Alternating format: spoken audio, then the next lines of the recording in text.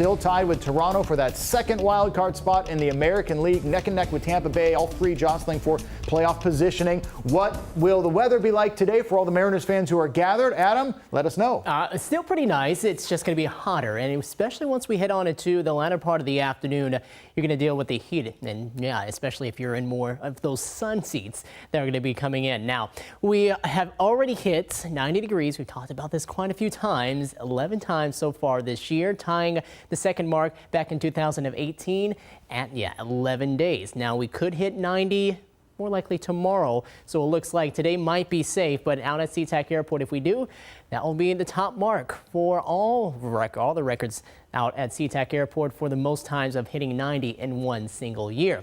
But again, as we look live out at Mariners forecast for the game later this afternoon, starting up at 1 p.m. or 1:10 to be more specific, you can see temperatures starting to climb from the upper 80s down into or up to more the mid to upper 80s by the afternoon. Plenty of sun out there, and it's going to be a beautiful day, especially for the time being as we keep things relatively comfortable. Pretty nice looking as you look live in Bellingham. You can see some people out there getting a run in up into the mountains as well, enjoying the afternoon with a few of those upper level clouds. Hurricane Ridge should be nice, and most of the Olympic Peninsula not going to deal with a lot of the extreme heat or the higher heat that we're going to see here closer to Puget Sound. A few clouds, not really seeing much of Mount Rainier right now. 76 with the wind coming out of the west at 8 miles per hour. But again, the heat not quite firmly in place yet.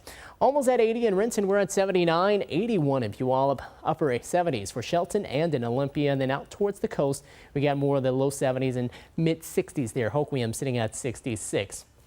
Things quiet on this side of the state. What we're going to keep an eye on is this area of low pressure as it spins on out of here. It's taking with it some of the onshore flow that's kept things relatively comfortable and cooler here over the past few days. But as that's moving out of here, we could see a ramp up of some showers and storms here across the northeastern part of the state, northern Idaho, extreme northwestern parts of Montana. They could use some of the rain over there. Hopefully not too much lightning and thunder to go along with that. But here's our setup. That's moving out. High pressure going to move on in. Our onshore flow weakening. So that's why things are going to heat up. And we're now under that heat advisory, which will last until late tomorrow night, early into Friday.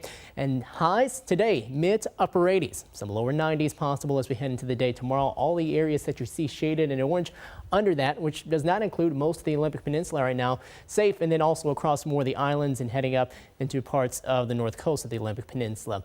Flood watch, that's out now, and that goes until 10 p.m. We're going to keep an eye out for some of those possible storms that will fire up here later this afternoon for producing some heavier downpours, excessive rainfall, some flooding. Yes, concerns with that, but hopefully it won't be too widespread even if we do see anything. But here we are into the afternoon. You can see that some of the rain and the showers stays mainly east of the Cascades, and we do start to see most of it here across the northeastern part of the state, and then it starts to wind on down tonight.